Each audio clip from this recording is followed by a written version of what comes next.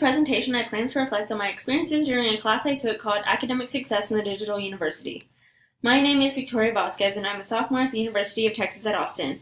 I decided to take this course in hopes of learning about new resources and tools in the digital universe that will allow me to be successful. The first topic that I plan to discuss is about Boolean operators, controlled vocabularies, and faceted searches. A Boolean search string uses multiple keywords that are drawn from a research topic. In a Boolean search string, words like and, or, and not are used to define the relationships between keywords. Learning about Boolean search strings allowed me to learn how to broaden and narrow my searches when trying to look for sources related to my research topic. I also learned that quotations are needed around a phrase, that way the algorithm knows that these words belong together and should not be separated. This is useful because it will allow your search string to be more effective and find the things that you are looking for. When it comes to Boolean search strings, I would like to learn how to use them in search engines like Google. Does Google understand Boolean searches? Because I have tried using these strategies that I have learned about Boolean search strings, but feel as if my search results were not great. Another thing that I do not quite understand about Boolean search strings is truncation and the use of an asterisk in search strings. How does this narrow down searches if words may be brought up that may not be useful to the overall search itself?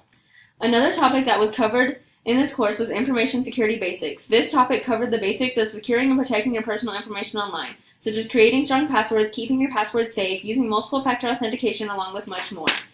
While reading about this topic, I learned that it is especially important to periodically change your passwords to any account that you may have. This practice is important because it will prevent potential hackers from being able to gain access to your personal information and accounts. Another thing that I learned about is that websites that contain HTTPS in their URL is a great way to verify that the website is secure. This is useful information because when you are shopping online or having to enter your other personal information online, you can ensure that the information is secure and protected.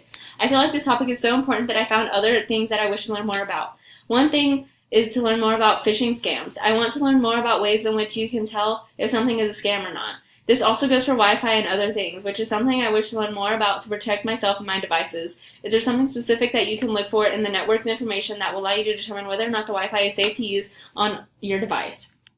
A topic I would like to learn more about is being able to distinguish safe websites from unsafe websites. I understand that a website's domain, as well as seeing if HTTPS is in the website's URL, are great indicators to determine whether or not a website is safe to navigate on. However, I just wanted to know if there are other things that we could look for as well. These things are important to learn about because it will protect one's device from viruses and bugs that could be on an unsafe website.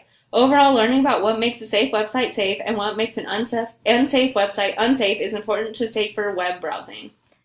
One of the most valuable skills that I learned and have improved on is to more effectively search for sources on the web and academic databases. The tutorial video in Module 1 of how to search the UT Library database was a great way for me to understand this valuable resource I have as a UT student. I was also able to practice using this database during group projects that required us to find scholarly sources that related to our topic. With this skill, I will be able to find resources for other research papers during my time here at UT. I will also be able to more specifically search for academic journals and articles that we use for my future career as a special education teacher, since our work requires a lot of evidence-based practices.